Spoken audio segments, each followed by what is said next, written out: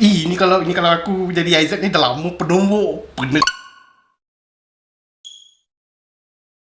Assalamualaikum dan juga salam sejahtera. Hai, kembali lagi ke Zaf Vlog. So hari ni Zaf nak buat sedikit review tentang sebuah episod Project Anchor SPM, episod yang ke-7.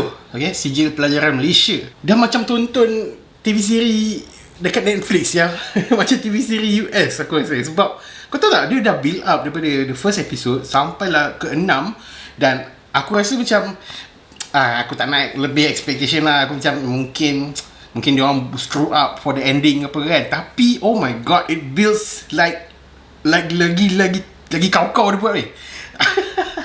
Dia okay, dalam episod ni dia memfokuskan waktu dia orang sedang mengambil peperiksaan. Aku dapat rasakan episod 7 ni adalah the climax, the literally the peak of this whole season. Sebab dalam episod ni dia orang tengah ambil SPM dan macam mana dia orang meniru dan apakah halangan-halangan yang dia orang bakal hadapi semua tu. Korang kena tonton sebab oh my god, it's fucking intense weh. Aku tak pernah tengok cerita TV siri local yang aku over the edge pada seat aku. Aku macam oh my god, apa yang akan jadi Syal? I'm literally shaking bila something happen. So waktu dia orang tengah ambil exam tu kan. So dia punya intense moment memang high as fuck. Lakonan tip top. Paling utama adalah Hilmi aku tak tahu. Hilmi, lakonan Nadir Nassar. Okay, memang gila. Dia punya level of benci aku terhadap karakter dia macam aku tonton Captain Falcon and Winter Soldier, John Walker. Dia punya palat dekat karakter tu sehingga aku rasa macam ini kalau aku jadi Aizat ni dah lama penumbuk penerajang Hilmi kan. Sumpah, karakter dia tu bakal membuatkan kau benci. Dekat Twitter pun tengah top. Dekat dia trending nama Hilmi. Trending dekat Twitter sial. Memang semua orang tengah benci kat Hilmi sekarang ni sebab episod 7 ni. Kenapa korang kena tengok cerita ni? Dalam episod 7 ni juga telah menutup pelbagai persoalan dan juga plot hole kita selama ni tau. Aku rasa macam dia banyak closure lah dekat dalam episod 7 ni. Banyak closure tentang pertikaian aku dalam review aku sebelum ni tentang kenapa Aizat boleh berlari sedangkan dia tergeliat masa dia jumpa dengan Aida tu semua. Kemudian kenapa nak meniru exam sedangkan diorang ni ada paper 1 je ke, mana paper 2 semua kan. So dalam episod ni yang menerangkan tentang persoalan-persoalan kita selama ni. So it was nice. Cuma aku macam tak faham lah kenapa dia sumbatkan semua closure dan juga semua plot hole semua dah terjawab pada episod 7. Episod 8 nanti akan jadi apa? Takkan hanya penutup sahaja tentang kes yang terjadi ni kan. So aku tak tahu apa nak expect untuk episod ke-8 like final. Tapi penghujung video ni aku akan sediakan prediction aku sendiri, apa yang aku bakal jangka terhadap episod final. Okay, aku suka di mana dia ada dominoes effect, di mana macam mana benda ni boleh sangat teratur dari segi plot dia, macam mana pertikaian ni boleh berlaku dan macam mana Aida boleh bergaduh dengan Aizat, macam mana si Hilmi ni boleh tahu something yang menjadikan pergaduhan tersebut dan macam mana dia boleh trigger daripada Jaja. Benda tu flow just nice. Aku rasa susunan plot untuk episod ke-7 ni was perfect. Dia macam okay, it was macam domino. Dia macam satu jatuh. It was nice. Dia tak adalah something yang kau tiba-tiba rasa macam out of nowhere, tiba-tiba nak datang satu masalah baru ke apa, tak. So it's just nice. Scene yang paling aku seram gila babi, meremang bulu roma adalah waktu dekat tandas. Oh my god, waktu tu memang macam sebab kau rasa macam oh my god, ni kalau kantor ni mampus weh. Kantor aku dah hampir spoil sikit tu lah. Tak apa, korang kena tengok dulu. And there were politics between Adlin Aman Ramli punya karakter with Tony Yusof punya. Dekat situ pun reveal bahawa even dekat dalam sekolah daripada pentadbiran pun ada politik dia. Memang sebelum ni ada yang related to politics literally. Tapi apa yang berlaku di antara Adlin Aman Ramli dan juga Tony Yusof, perbualan diorang tu memang nampak political by level of school, daripada seorang ayah dan daripada seorang pengetua. So benda tu it's not literally, it's a subtle political punya game lah. Aku macam agak intense lah scene tu. Zaim dalam ni memang macam celaka. Sempat tu. Korang kena tengok kenapa aku cakap macam tu. Sebelum aku teruskan kepada benda yang boleh mencetuskan spoiler, aku nak kata adalah Hilmi babi. Literally babi gila weh. Dalam episod ni bakal membuatkan korang semua benci dengan Hilmi. Disebabkan, kenapa korang kena tengok sendiri, aku tak boleh nak cakap spoiler gila. Okay, dalam review kali ni aku nak buat beza sikit. Aku akan review dahulu, kemudian yang pertengahan aku akan bercakap tentang spoiler, which is aku akan bagi warning, dan yang paling terakhir aku akan bagikan prediction aku terhadap episod yang terakhir. Amboi, ini first time aku nak buat TV series ada prediction daripada aku sendiri kan. Okay, do bear in mind, after this aku akan sentuh tentang spoiler. Kalau korang belum tonton Project Anchor SPM daripada episod 1 sampai episod 7, korang boleh keluar daripada video ni supaya mengelakkan spoiler. Dan kalau korang tak kisah dengan spoiler, korang boleh stay untuk menonton video ni. I don't mind the cringiness dengan tahap level kisah percintaan di antara Aida dan juga Aizat, Botol dengan Jaja. Aku tak kisah benda tu sebab teenagers kan. It's literally a teenagers TV series. Memang hangat-hangat cinta tai kucing lah benda tu kan. But the thing is, it looks like a typical Bollywood punya reasonable thing happen bila penghujung TV series ini. Spoiler memang dah sentuh spoiler, which Aizat literally the reasoning of menipu Aida tu memang nampak typical Bollywood lah. Macam pada awalnya memang aku menipu, tapi benda tu telah bertukar menjadi perasaan cinta terhadap kau. Benda tu aku nampak memang typical Bollywood.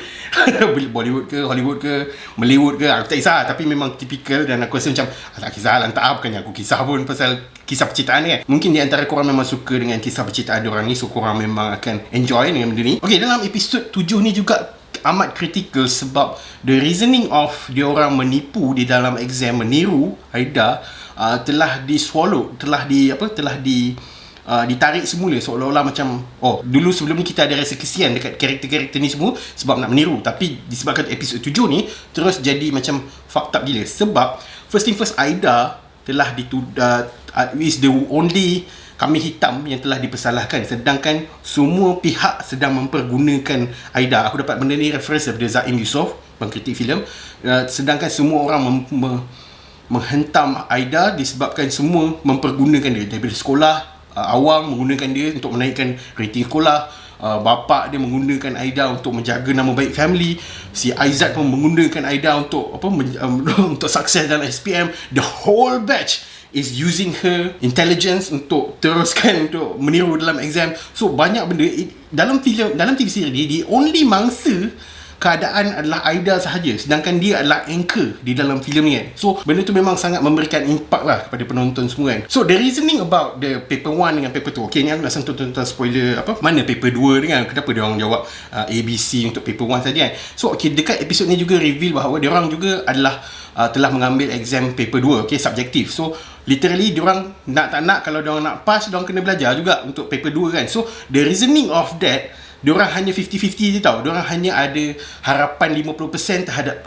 objektif dekat Aida. So another 50% diorang kena usahakan sendiri. So benda reasoning tu yang memberikan efek pada penghujung, di mana Aizat cuba mengcalmkan semua orang, tapi semua orang buat tak indah. Sebab diorang dalam kepala otak diorang mesti bermain dalam fikiran diorang bahawa kalau Aida kena tangkap pun aku kena buat subjektif kan. Bukannya total aku boleh dapat 8A straight apa kan. So benda tu reasoning yang membuatkan everyone has lost hope. Memang dah totally give up lah dekat Aida ataupun Aizat.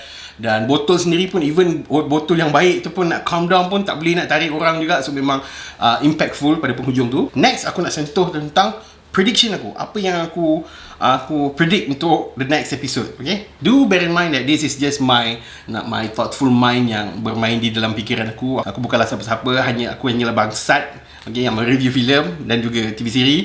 So aku just nak bercakap je lah, okay. Aku just nak melontarkan pandangan-pandangan aku, apa yang bakal terjadi, okay. Bagusnya tentang TV series ni, pada episod 7 dia punya cliffhanger tu membuatkan kau berfikir apa yang bakal jadi pada episod 8, dan banyak gila option yang available, okay. For me, aku hanya ada 4 saja, 4 ending yang aku rasa macam mungkin fit, tapi mungkin dia nak buat plot twist ke apa ke, aku tak pasti. Tapi the first one is Aizat will take the blame, okay, take the blame by himself sahaja. Mungkinlah dia buat cerita dengan Awang, dengan pihak sekolah bahawa dia take all the blame, okay. Maksudnya contohnya dia bagi cerita bahawa dia threaten Aida ke apa ke, kalau dia tak bagi dia meniru, dia akan buat something ke apa ke. So benda tu akan jadi fault Aizat sahaja, dia akan take the blame. But then benda tu akan memberikan satu impak yang negatif terhadap batch dia juga, di mana dia orang ni still menipu, dan endingnya there's no pengajaran yang boleh diambil daripada geng-geng satu batch ni yang meniru kan. So benda tu memberikan satu efek yang negatif, tapi it does make a sad ending where Aizat will take all the blame, sebab Aizat still tak ada, dia tak ada apa, he has nothing to lose sebenarnya kalau dari segi harapan kepada apa anak-anak apa adik-adik dia dekat pusat apa jagaan ibu dia tu.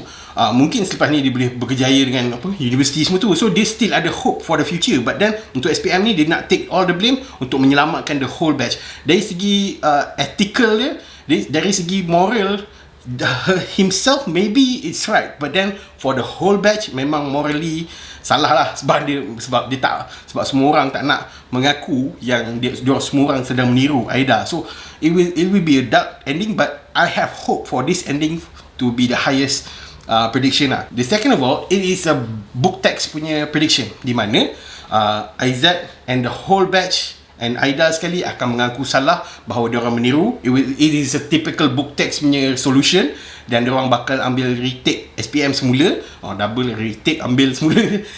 Dan it will be memang betul-betul buku teks punya apa ending lah. It's a cliche like literally A to Z punya dalam buku teks punya ending. So aku tak rasa ending ni akan terjadi, tapi dari segi moral dan juga etik dia memang it was good lah. Okay, dari segi pengajaran dari apa yang sedang berlaku selama 8 episod ni memang bagus lah. Dia memberikan pengajaran kepada penonton, tapi it was a bit anti-climatic sikit. Dia macam sebab dia mengikut buku teks sangat kan, dia macam alamak, dia tak adalah plot twist dan membuatkan orang macam ini je ke ending ni. So aku tak rasa dia orang akan pilih this ending. And then the third one adalah Aida will the only one be held responsible. Aizat berdiam, the whole batch berdiam. It will be a happy ending for everyone except Aida, tapi dia akan memberikan efek pada future diorang ni semua lah. Okay, it will be a dark ending. Maybe I don't know, aku just melemparkan idea-idea aku semua but still probability dia masih lagi di tangga 3 lah. Aku tak rasa dia akan jadi macam ni kan, sebab dia anti-climatic juga.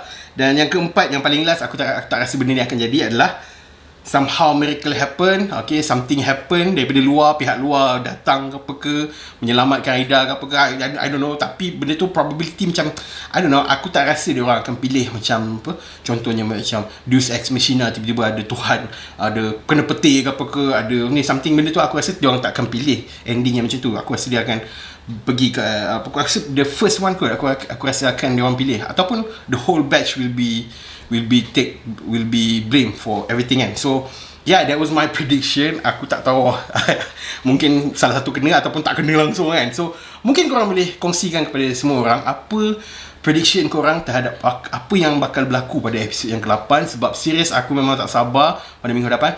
Bersempena dengan tu, aku ingat nak buat Moreh watch party untuk final episode of Project NKSPM, dan aku akan buat live YouTube di mana aku akan buat macam geran punya apa watch party dulu, okay, bersama dengan pengarah dia. Tapi kali ni aku akan bawakan kepada korang Raza Hisham Rashid, pengarah filem ni, dan juga Anwari Ashraf. Aku akan jemput diorang bersama dengan aku live di YouTube. Kita akan tonton pada pukul 9 malam hari Isnin minggu depan, which is the final episode di Astro Citra. Okay, kita akan live tengok di TV sebab waktu tu lah satu Malaysia akan on time sama queue untuk buka dia punya TV siri kan. Dan waktu iklan kita akan silentkan TV, kita akan sembang apa-apa pandangan aku terhadap TV siri tu, dan diorang pun boleh berkongsi dengan korang semua. Mungkinlah aku nak buat watch party kan. Aku tanya Anwari Ashraf waktu aku record video ni. Anwari Ashraf memang dah setuju dan dia on je. Raza Hisham Rashid belum lagi bagi green light sebab dia tengah shooting sekarang. Dia tak dapat nak reply, nak fokus apa saja kan.